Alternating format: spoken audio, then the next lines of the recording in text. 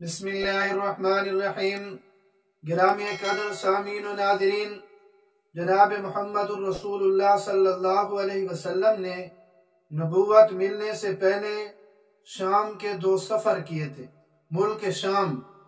کے 2 سفر فرمائے تھے۔ ان میں ایک سفر 12 سال کی عمر میں اپنے چچا ابو طالب کے ہمراہ آپ صلی اللہ علیہ وسلم ملک شام تشریف لے گئے، اور دوسرا سفر جب آپ صلی اللہ علیہ وسلم کی عمر مبارک 25 سال کی تھی، اس وقت آپ نے ایک شام کا سفر فرمایا۔ شام کے ان دونوں سفروں میں پہلے سفر میں ایک راہب سے ملاقات ہوئی تھی جس کا نام بحیرہ تھا، اور اس نے آسمانی کتابوں کا چونکہ وہ واقف تھا اور باخبر تھا آسمانی کتابوں کا، تو اس نے جناب رسول اللہ صلی اللہ علیہ وسلم کو ان علامات سے پہچان لیا، اور یہ الفاظ کہتے: ھذا سید العالمین، ھذا رسول رب العالمین، یبعثہ اللہ رحمۃ للعالمین۔ اس دوسرے سفر میں بھی ایک راہب سے ملاقات ہوئی۔ اس راہب نے کیا کہا اور اس کا پس منظر کیا ہے، وہ آپ کی خدمت میں پیش کر رہا ہوں کہ حضرت خدیجہ رضی اللہ تعالی عنہ ام المؤمنین عرب کے شریف خاندان کی ایک بڑی مالدار عورت تھی۔ ان کی شرافت نسبی، عفت اور پاک دامنی کی وجہ سے جاہلیت میں بھی اور اسلام میں بھی لوگ ان کو طاہرہ کے نام سے پکارتے تھے، طاہرہ کے لقب سے یاد کرتے تھے۔ قریش جب اپنے قافلے تجارت کے لیے روانہ کرتے تھے تو حضرت خدیجہ رضی اللہ تعالی عنہ بھی اپنا مال کسی کے ہاتھ روانہ فرماتی تھی، اور حضرت خدیجہ رضی اللہ تعالی عنہ کا مال جو تجارت کا تھا وہ قریش کے کل مال کے تقریباً برابر ہوتا تھا۔ حضور اکرم صلی اللہ علیہ وسلم کی عمر مبارک جب 25 سال کی ہوئی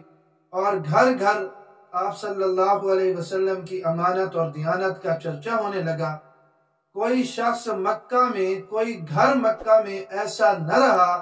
جو آپ کو امین کے لقب سے یاد نہ کرتے ہو۔ حضرت خدیجہ رضی اللہ تعالی عنہ نے آپ کے پاس پیغام بھیجا کہ اگر آپ میرا مال تجارت لے کر شام جائیں تو میں آپ کو دوسرے لوگوں کی نسبت زیادہ معاوضہ دوں گی۔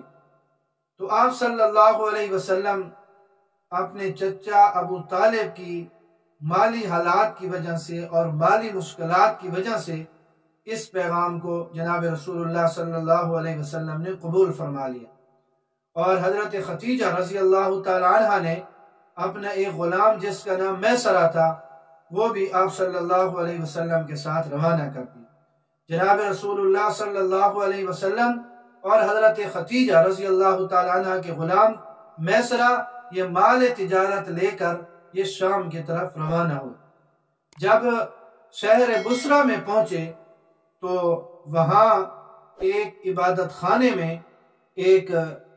راہب رہتا تھا جس کا نام نستورہ تھا۔ وہ آپ صلی اللہ علیہ وسلم کو دیکھ کر آپ صلی اللہ علیہ وسلم کی طرف آیا، اور جہاں پر جناب رسول اللہ صلی اللہ علیہ وسلم سستانے کے لیے، آرام کرنے کے لیے تشریف فرما تھے، تو اس نے آتے ہوئے دیکھ کر یہ کہا کہ عیسیٰ ابن مریم کے بعد سے لے کر اب تک یہاں آپ کے سوا اور کوئی نبی نہیں اترا، اور پھر میسرہ سے پوچھنے لگا کہ ان کی آنکھوں میں یہ جو مجھے سرخی نظر آ رہی ہے یہ کیا ہے؟ تو میسرہ نے کہا کہ یہ سرخی آپ سے کبھی جدا نہیں ہوتی۔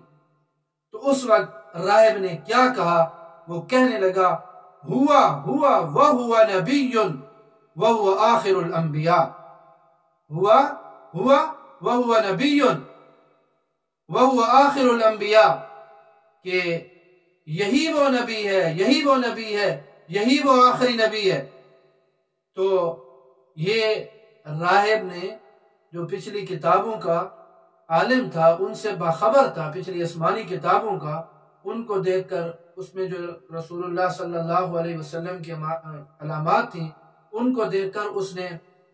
یہ نعرہ لگایا کہ یہ وہ نبی ہے جو آخری نبی ہے۔ تو یہ جناب رسول اللہ صلی اللہ علیہ وسلم کی اس شان سے اللہ رب العزت نے یہ شان جناب رسول اللہ صلی اللہ علیہ وسلم کو عطا فرمائی ہے کہ نبوت ملنے سے پہلے بھی آپ صلی اللہ علیہ وسلم کے چہرے انور کو دیکھ کر جو پچھلی کتابوں کے عالم تھے اور پچھلی کتابوں سے باخبر تھے، تو وہ آپ صلی اللہ علیہ وسلم کو دیکھ کر یہ سمجھ لیتے تھے، پہچان لیتے تھے کہ جناب رسول اللہ صلی اللہ علیہ وسلم کو آخری نبی بنا کر مبعوث فرمایا گیا۔ میسرہ کا حضرت خدیجہ رضی اللہ تعالیٰ عنہ کے غلام کا یہ بیان ہے کہ جب دوپہر کا وقت ہوتا تھا اور گرمی کی شدت ہوتی تھی تو میں 2 فرشتوں کو دیکھتا تھا کہ وہ آپ صلی اللہ علیہ وسلم پر سایہ کر لیتے، اور جب ملک شام سے واپسی ہوئی دوپہر کا وقت تھا تو جناب رسول اللہ صلی اللہ علیہ وسلم پر فرشتوں نے سایہ کیے ہوئے تھا۔ حضرت خدیجہ رضی اللہ تعالیٰ عنہ نے یہ اس شان سے آپ صلی اللہ علیہ وسلم کو آتے دیکھا، بالا خانہ سے وہ دیکھ رہی تھی تو دوسری عورتوں کو بھی دکھایا، وہ تمام کے تمام اس بات پر تعجب کرنے لگے۔ تو یہ جناب رسول اللہ صلی اللہ علیہ وسلم کی شان اور عظمت ہے نبوت ملنے سے پہلے کی، اور پھر جناب رسول اللہ صلی اللہ علیہ وسلم کی برکت کی وجہ سے حضرت خدیجہ رضی اللہ تعالی عنہ کو اتنا نفع ملا کہ اس سے پہلے کبھی اتنا نفع نہیں ہوا تھا۔ اور پھر حضرت خدیجہ رضی اللہ تعالی عنہ بھی ظاہر بات ہے کہ شریف خاندان کی ایک بہت بڑی عورت تھی، نسبی شرافت بھی تھی، عفت اور پاک دامنی بھی تھی، تو اس نے بھی جو معاوضہ طے ہوا تھا اس سے بڑھ کر جناب رسول اللہ صلی اللہ علیہ وسلم کو معاوضہ دیا۔ تو یہ تھی نستورہ راہب سے جناب رسول اللہ صلی اللہ علیہ وسلم کی ملاقات نبوت ملنے سے پہلے، اس کا پس منظر، اس کی تفصیل آپ کی خدمت میں پیش کر دی۔ اللہ رب العزت ہمیں جناب رسول اللہ صلی اللہ علیہ وسلم کی عظمت پہچاننے کی توفیق نصیب